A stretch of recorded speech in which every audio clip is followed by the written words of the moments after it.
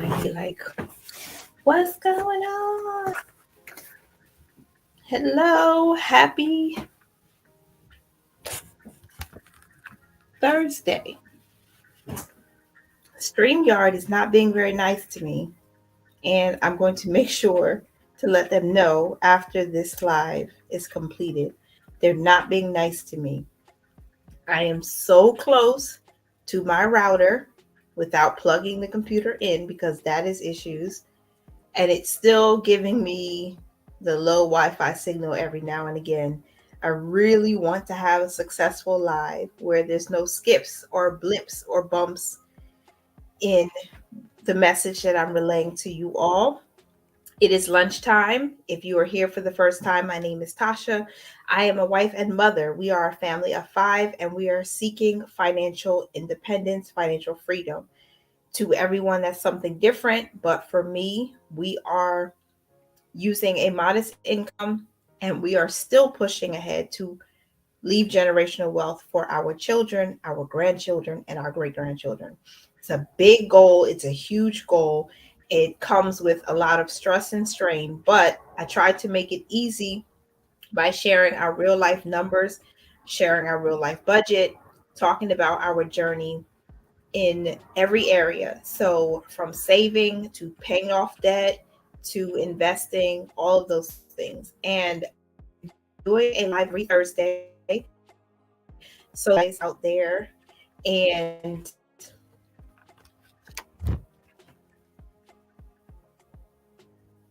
I got the Wi-Fi symbol again. So I'm waiting because I don't want issues. So today's live is all about how to budget with a low income. Every single Thursday, we'll have a new topic. If there's a topic you would like to talk about, if there's something you feel is something missing from the budgeting community that you want to dive deep into, let me know in the comments so I can set it up for another live in the future. I am going to talk about how to budget with a low or no income from a realistic perspective. I'm using some of my own personal history to help. Now, this is going to be just tips for a basic budget. We don't get into details because I don't know everyone's specific journey where you are in your life right now, but this is meant to just give a guide or an example of what to do.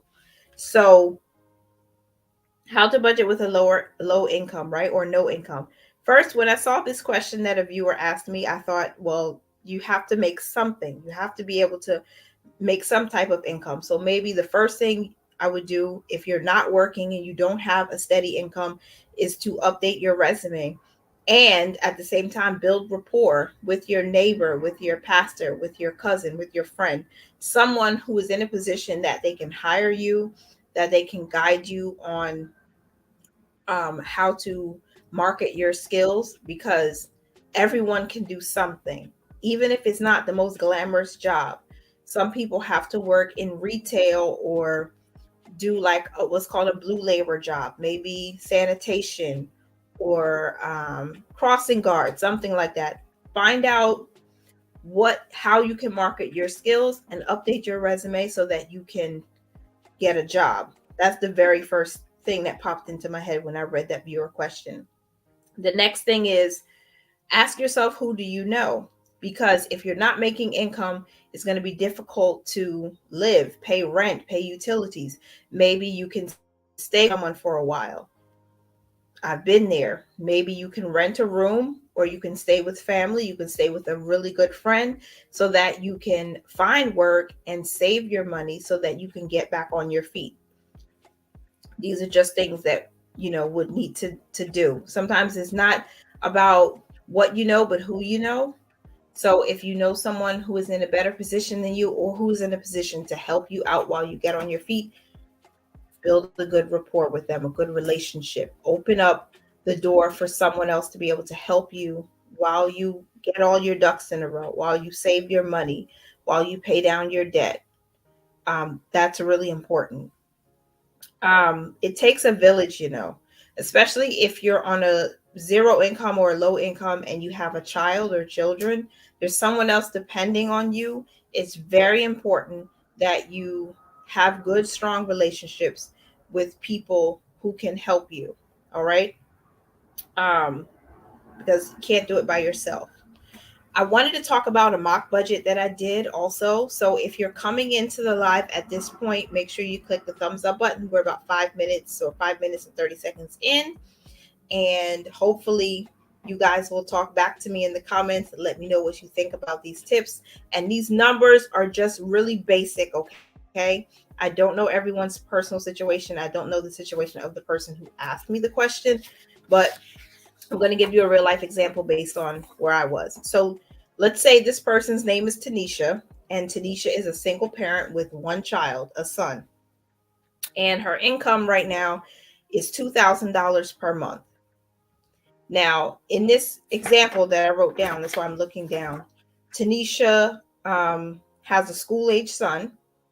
So he's in school, so she does not need to pay for childcare. She does receive child support, which is not included in that $2,000 per month, because I'm going to tell you why in just a few minutes. But this is how I broke it down. Let's say Tanisha is making $2,000 per month on minimum. To me, come on, don't do this to me. Can't tell me my connection is unstable when I'm right here. Okay, so Tanisha, let me put her name in the comments for people who might come in later. Tanisha, single parent of one child. School age. Well, I'll put one school-aged child. Okay? And Tanisha is making $2,000 per month after taxes.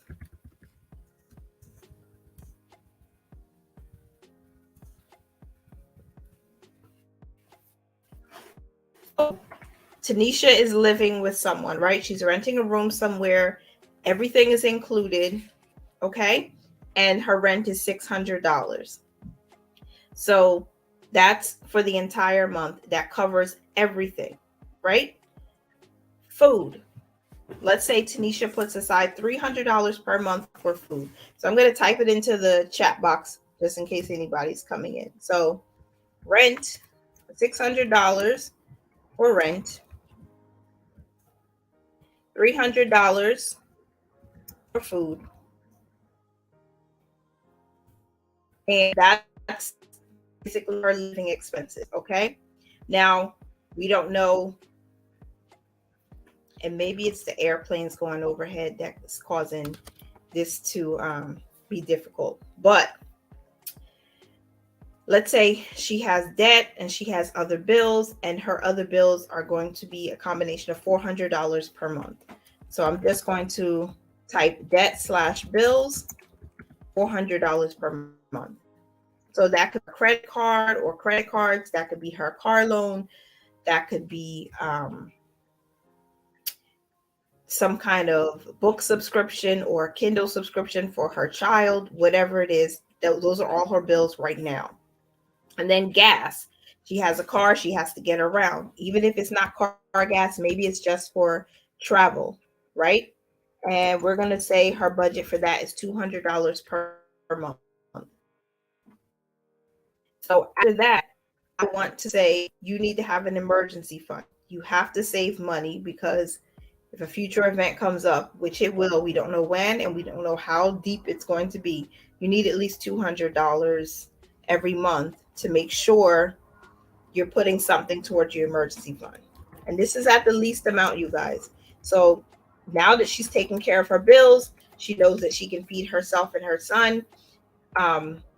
She paid for her housing costs and whatnot. She needs to build some savings. An emergency fund is the next step. Let's say that's $200 per month that she can put in. Okay. Hi. Thanks for showing up. I hope you can hear me okay. I hope it's not too janky. With airplanes going overhead, I think that's what's affecting the Wi-Fi, even though I'm sitting in the same place. I don't know. But I'm going to move forward. So next up is short-term savings. I do not like the term sinking funds. It is a personal just conviction of mine. I think we should speak positively about our money, just like we should speak positively about ourselves and our situations. I know we are going to look at the realistically take a look at what we have coming in, what we're going out, what's happening in our lives. But I just don't like sinking funds. So I'm going to say that Tanisha should have a short-term savings goal of $300 per month. And that is going to include all of the things that could happen or that come up on a regular basis. So she needs to buy clothes for her or her son. Again, we're going to get to the child support portion in a minute for this mock budget, okay? She'll need to buy shoes. There'll be school events. She might have to travel to and from the doctor. We don't know about healthcare, but if you are on a low income or no income, most states give you health care through their health care system. You can get Medicaid, things like that. And then so that you can stay healthy, right? So she's taking care of her bills, $400. She's taking care of gas or transportation, $200 per month. She's putting money aside for an emergency fund, $200 per month. Because again, if you're on a low income or if you have no income, you need to build rapport. You need to know who you know. You need to find some family or friends to help you. You need to update your resume. You need to know how to market yourself so you can get adequate work for the time being. But you also need to know that saving money is important, okay? And I'm glad you can hear me. Thank you so much. So now that she has $200 put aside for an emergency, we're also going to give her $300 for those short-term savings, okay? And that can encompass all the other things that we would, sometimes forget about. Again, clothes, shoes, to doctors or co-pays, things like that, things that come up. So when she needs it, she can get it. Okay, she can pull it out from from that account where she has all her short-term savings, and she can use that to help fill in the gaps in this budget. All right. So that's her budget. $2,000 per month, $600 for rent, $300 for food, $400 for her bills and any debt that she has, $200 for gas or transportation expenses if she doesn't have a car, $200 to her emergency fund, and then the rest of it, that $300, is for her to spend and save however she needs to, right, to fill in the gaps. Now, let's say she's receiving child support, and child support is for the child. It's to make sure that everything is okay with him. Again, there's no daycare expenses because in this example, he's school age, right? So he's in school all day. He's in public school. She doesn't have to pay for that. So now she has the opportunity during the day to find a better job or to do other things while she increases her income. One of the things you can do reasonably, right, is to take the child support and save it. Again, that can go into that short-term savings because why? At some point, he's going to grow out of his clothes. He's going to have activities at school. He might want to do some type of extracurricular activity, karate, soccer, basketball, track, something like that. She should be able to pull money from there if she needs it. So these are just tips on how to manage the money that she already has. So if you're on a low or no income, whatever you have coming in, it's important that you save as much of it as you can because future things are going to come up, things that you don't even know about. Okay? So I would say save the child support automatically and only use whatever income you have coming in or Tanisha has coming in to take care of your regular expenses. If she can cut her rent by staying with friends or family, that's another way to manage if you have no income. That's another way to budget your money because now you can X off that rent and move forward. I hope that makes sense what I'm saying. Another thing that is probably going to be a little bit controversial is using a credit card. So again, it differs from person to person. I don't know one specific person's current situation in full. I don't know the person who asked me the question in the comments about how to budget with no income. I don't know what their situation is right now, but having a credit card that pays you cash rewards is a great way to earn a sort of passive income. So my credit card doesn't pay me a whole lot in interest, a whole lot of um, cash back. It's 1.5%. But if you're not making a lot and you set up this budget, you set up your budget first. You know how much your bills are, you know how much you do have coming in, and you subtract the two, whatever you budgeted for your bills, you could pay that. For this example, Tanisha, single parent child, school age, she could use her credit card to pay those bills, that $400 per month. Whatever she has that she's paying, she could pay that with her credit card, right? It gives her a um, cashback reward, okay? Just for using the card. And then if her bills are $400, she's charging that every month, but she has the money in her budget to pay that card off. So whatever cash reward she gets back, she can use that as a part of her incoming income. I know for Quicksilver, Capital One Quicksilver, they give you the cash rewards or the points for all sorts of things. But at the end of the month, once the bill is paid and you have a set amount of cash rewards, you can request a check and they'll mail you a check so that you can use that as income. That's just one way you can do it. As long as you can use the credit card responsibly, that's one way to do it. Okay. If you're receiving unemployment, even though it's unemployment insurance through the state, it's still income, you can still budget that money, use the credit card wisely to pay your bills, the bills that you can pay, and then use the cashback rewards as additional income. Okay, you can use that to save, to help build up your emergency fund while you rev up your resume, talk to people you know, and to help you so you can get on your feet, right? Next is, again, cashback apps. I'm not saying that you can use these to get rich immediately, but they are a great way to supplement your income, to create a sort of passive income.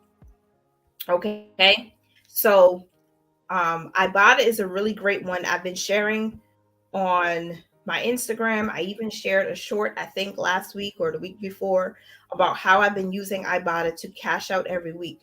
One grocery trip, $25 cash back, over $200 earned already. So if you have to go grocery shopping, if you have to buy household items, if you have to buy a pair of shoes, whatever, use the app, scan your receipt, keep your receipt, process your receipt, and they will give you cash back. It's literal cash that you can withdraw to your bank account. It takes 2 days and it's yours. You have to reach at least a minimum of $20, but that's another way to supplement your income while you are working out whatever you need to work out to get a new job, to get a better job, and all of that. So I would say using cashback apps are important. I have a whole bunch of links in my description box. And most of you, if you're in the budgeting community, if you watch multiple people, you probably already know some of these. Ibotta, again, is one that I really do like, and it's very easy.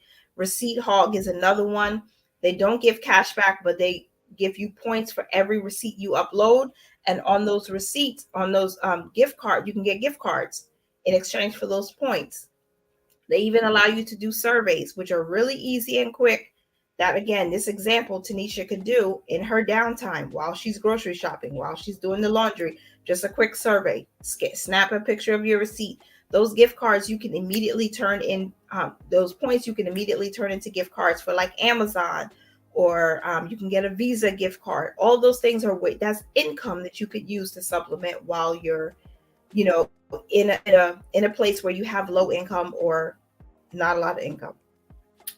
Another app that I like to use is Surveys on the Go. I heard about this, I think, last year from another YouTuber, and it's really easy. Again, you earn cash back that you can convert into a gift card. You can use it at Amazon. You can use it at Starbucks. You can use a Visa gift card, and they pay you. They send you the card electronically, and you can use it to do grocery shopping, to do household shopping, to buy Christmas gifts, all those sorts of things. Buy your personal hygiene items. This is a way to supplement your income. What's another one? I said Ibotta, Receipt Hog, Surveys on the Go. What else is there? There's Rakuten. Rakuten used to be Ebates. But again, it's really easy. You can shop through their app and they pay you a percentage of back 1%, 2%, sometimes up to 20%, depending on where you shop. That's another way to spend money that you were going to spend anyway, because you already have a budget. We've already set a budget in place for Tanisha, right? She has all of her categories covered, everything she will need to do what needs to be done, to save for an emergency, to pay all of her bills, to have a short-term save for those things come up randomly. Now she can carefully go shopping to do things she needs to do and get cash back for it. Um, Another thing I would mention, number 4, is to apply for food assistance. Tanisha's in a position where she's a single parent. She's not making a whole lot of money right now. She definitely, most definitely can apply and get approved for food assistance. Again, when she gets that SNAP, she can budget that SNAP benefit so she can make sure she's maximizing the amount of groceries she can get. Again, SNAP is just for food. She can get her fresh vegetables, she can get her chicken and fish and all the things she needs to feed herself and her son. And again, even if she's using SNAP to buy food, to buy groceries, she can still save her receipts, snap her receipts in all of those apps I talked about. And there may be even more if you do a little searching, like in either Apple Store or Google Play, depending on what type of device you have. She can snap that picture, that receipt for her grocery trip in Ibotta.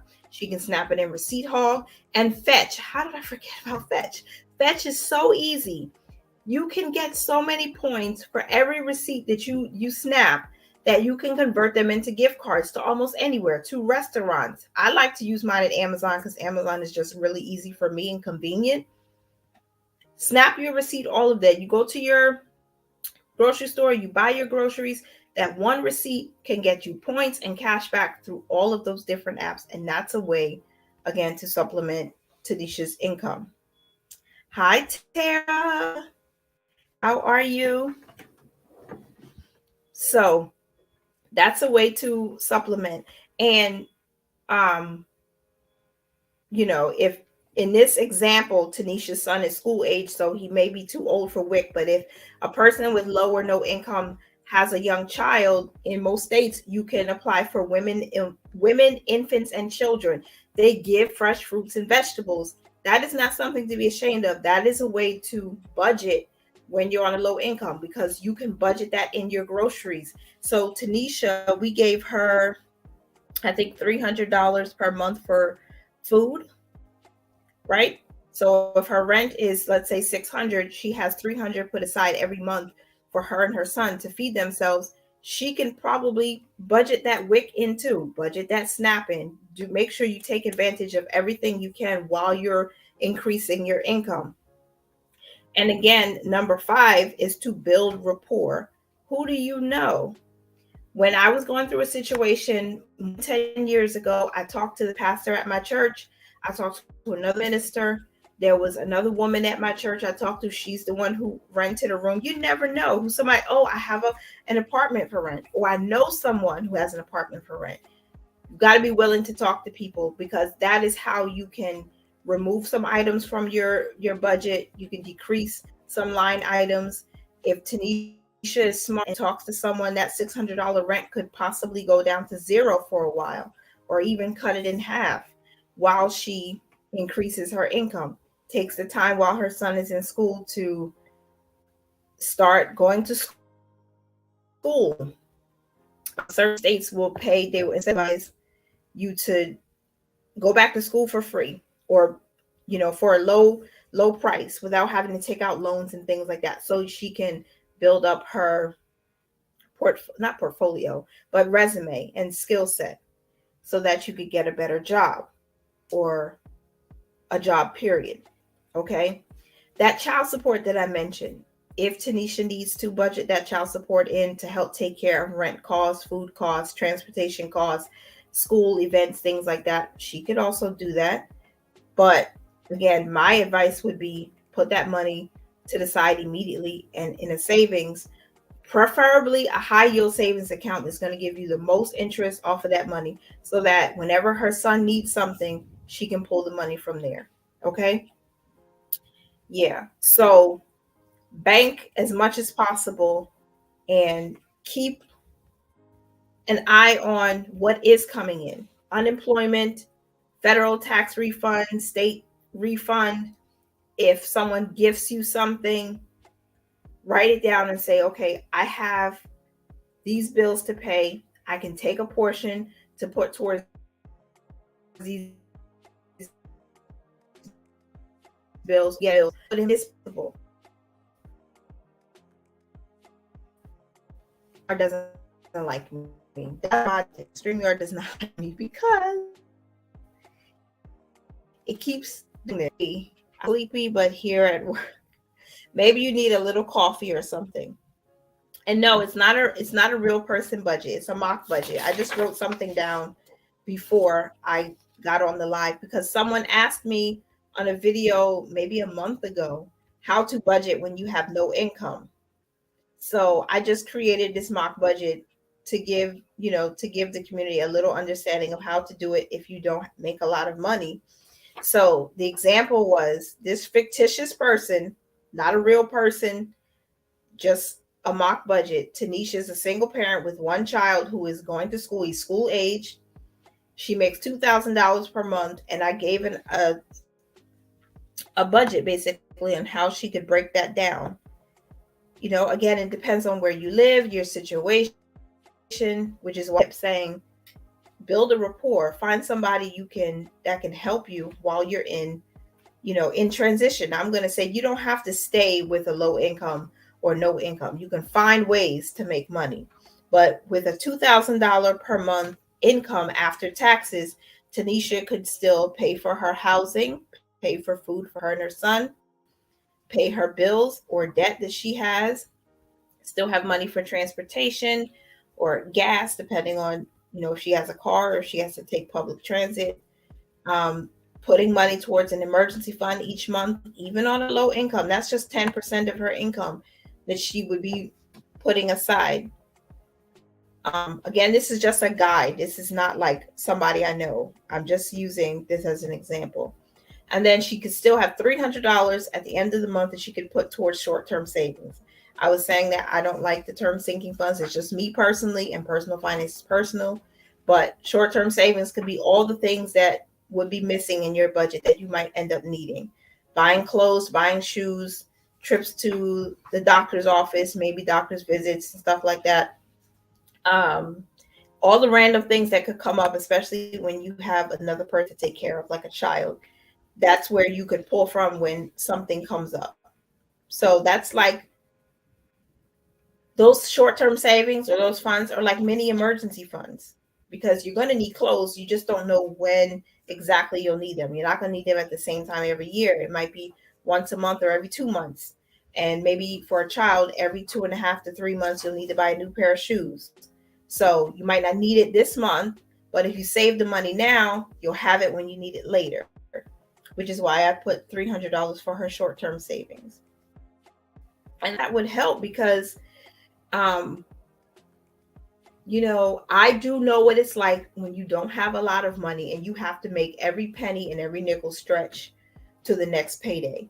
So having a plan is going to help a lot. It's not going to be easy because you might have to say no to a lot of things.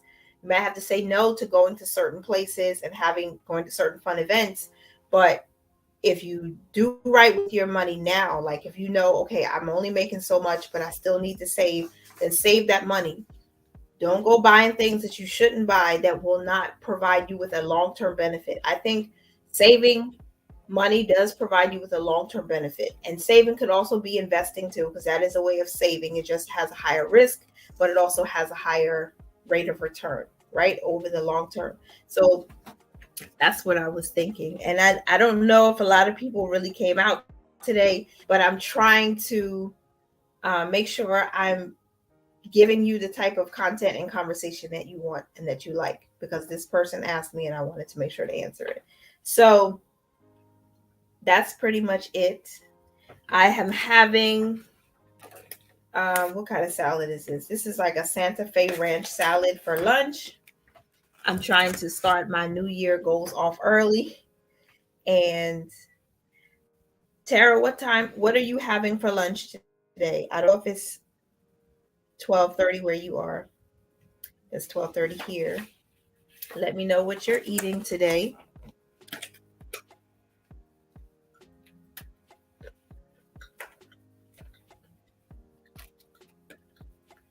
And if you're still watching, what else would you give to this fictitious person, Tanisha's budget, that could help her? How to budget when you have a low income. And bartering is still a thing in 2023 almost. If you have to barter, there was a situation I had long ago where a woman, she needed someone to watch her child. And in exchange for that, you could do something else. Well, maybe can you, of course you can take money, like pay me to watch your kid. But what if she doesn't have the money? What does she have that I can use? And what can I do for her that can help her? If it's babysitting or if it's for exchange for a place to stay, you've got to build rapport, build friendships with people so you can reach out to people who can eventually help you. Is it that time here? I eat around 1. Oh, a beef patty with cocoa bread. Because I would love a beef patty with cocoa bread, but I'm trying to eat healthy, so I'm eating my greens.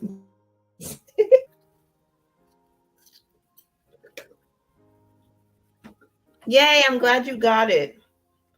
I just wanted to show my appreciation to you guys because, and Brittany, you always give really good content, especially with the planning and stuff. Oh my gosh, and the lettering and just so I love it.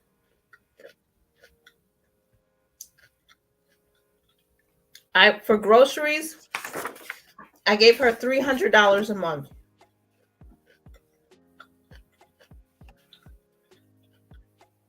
And again, that's like coming from her income. But another one of my tips was definitely to apply because if you apply for SNAP, they'll give you a certain amount. But I would still always budget for groceries within that low income budget just in case SNAP takes too long or just as a backup.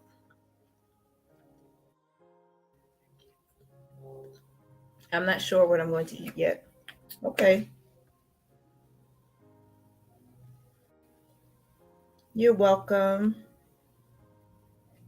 Man, now you make me want a beef patty with some cocoa bread. Oh, and what goes good with that? I don't know. I like cream soda, but I could go for a ting too. That would be good. Or ginger beer. Ginger beer, beef patty, and cocoa bread. Girl, let me eat my salad before you get me messed up. I haven't even gone to the gym yet for today, so I need to do that before I pick the kids up from school.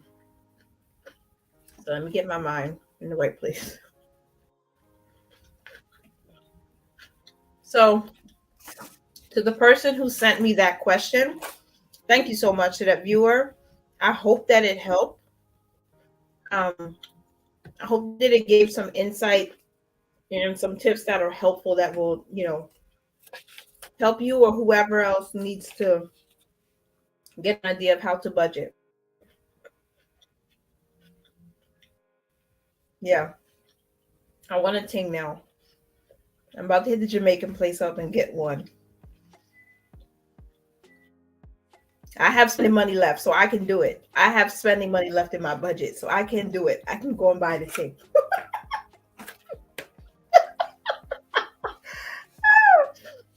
I'm going to continue to eat my salad.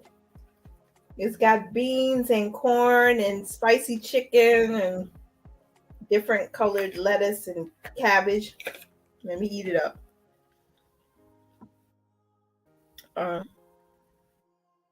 I have a comment. Hello, Hierarchy Finance Bureau. I would suggest more structure around how to budget throughout every time. Frequency occurring throughout the year. I would suggest more structure around how to budget throughout every time frequency occurring throughout the year. Are you referring to, um, let's say, like around holidays and special events? Is that what you mean? Or throughout every time frequency?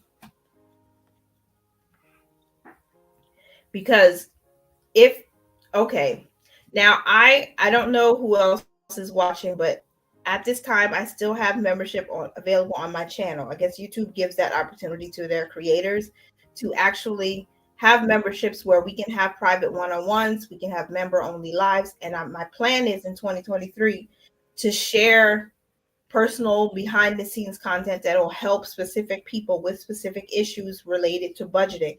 Whether you feel like you don't make enough money or it's hard to make ends meet, we can talk about strategies and tips and realistic ways, practical ways to get past that hump. And I have real life experience that I feel like I can share, but in a more private setting. Because again, if there's a specific issue that someone wants some advice on, we can do that behind the scenes. So if you join the membership of that person, if you feel like you needed something a little extra, or if you just want to email me, you don't have to join the membership. If you want to talk behind the scenes, you can always email me. My email address is always in the description box, but I don't know. I really don't understand it fully. I'm trying to. So can you just kind of clarify what you mean?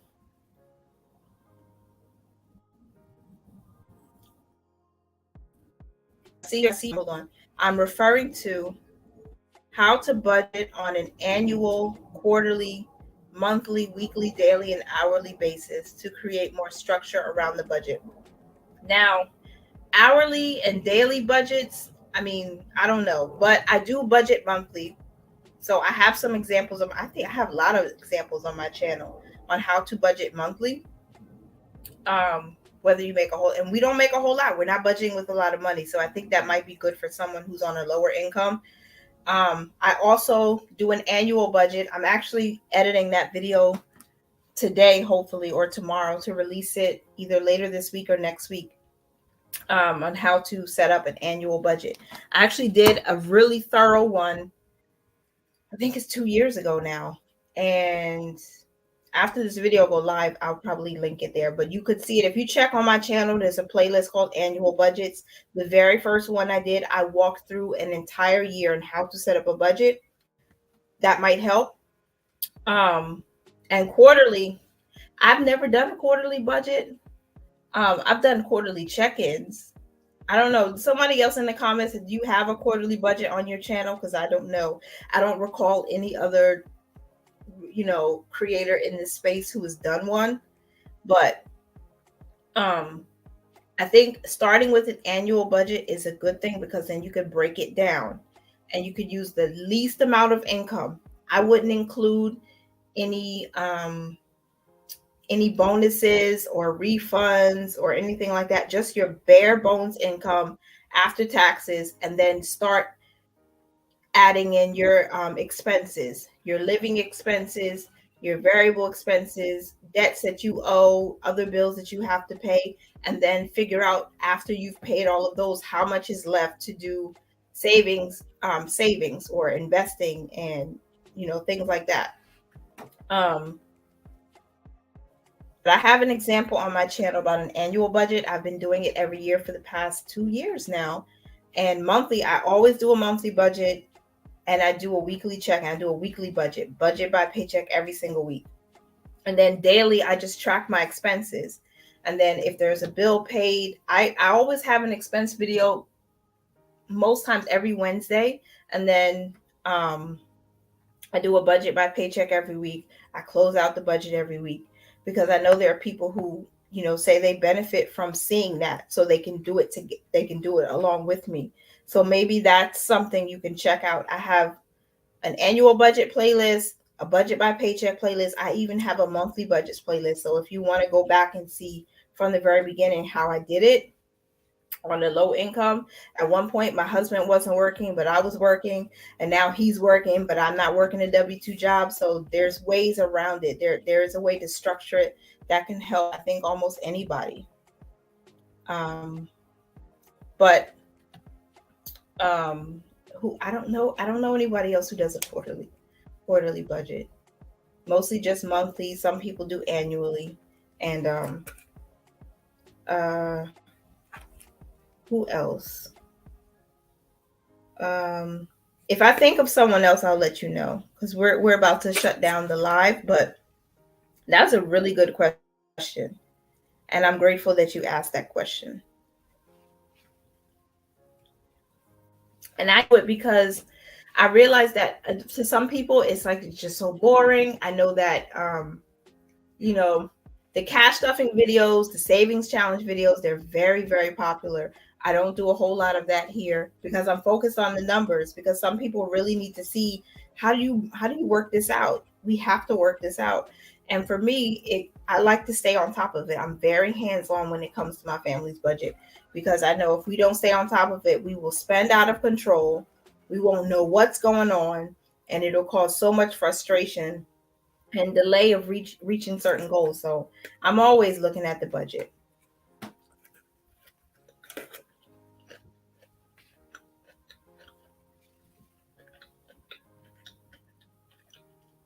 If you see me later with a beef patty and cocoa bread, don't say nothing. Don't say nothing. Don't say anything. Okay. And I really enjoyed this live. I hope you did too. And what's next week? I don't know what topic. If you guys are, whoever, 6 people still here, what would you like us to talk about next week?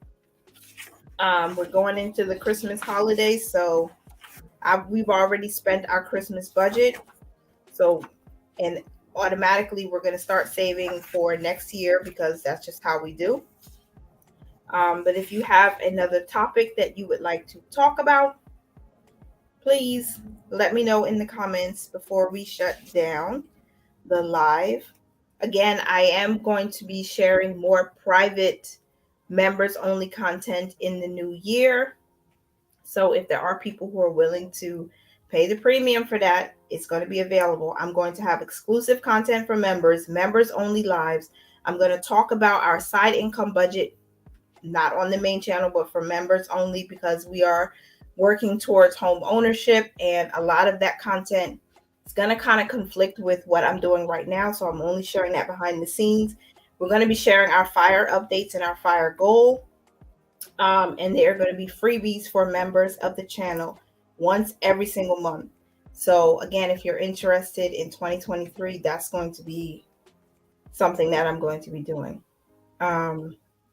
Yeah. So that's it.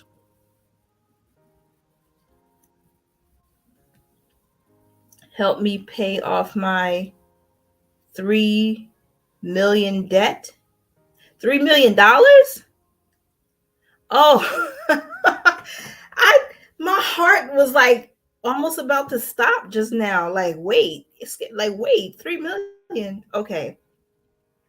3K debt. Would you consider creating a daily and hourly budget focusing on the numbers?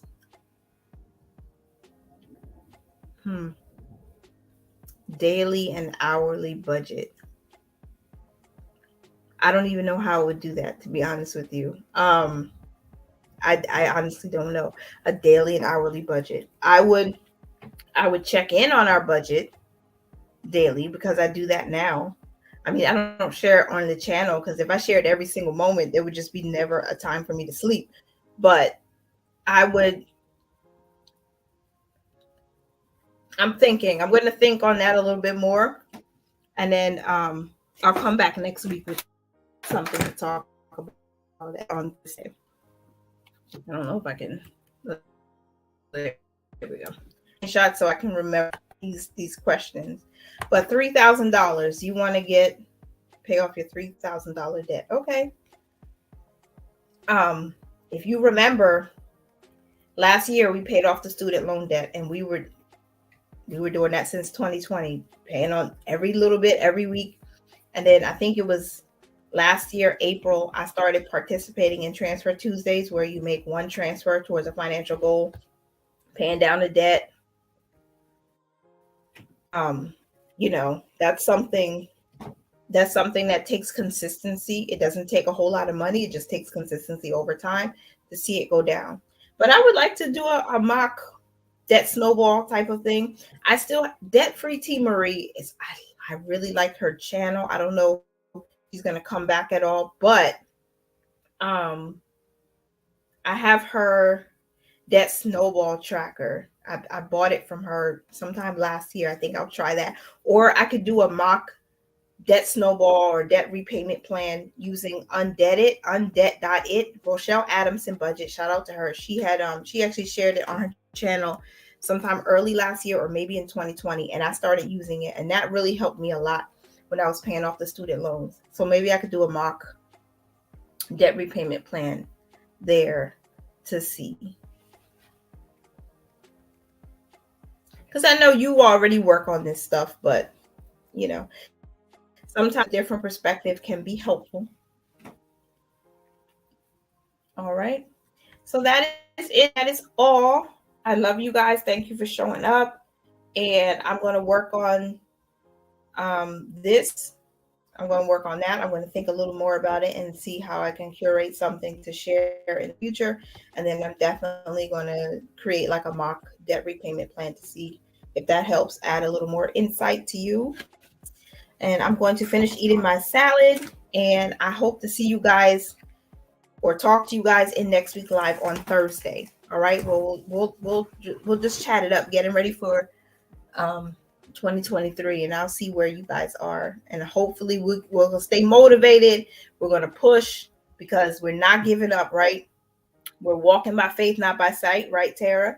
We're walking with wisdom. We're making sure we are attacking these goals, and we can start right here in December. We don't have to wait for the ball to drop to start attacking our goals, setting up a budget, creating a budget, and getting and staying motivated. We can start right now. So I'll talk to y'all next week.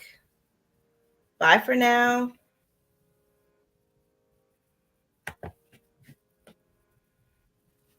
And this broadcast.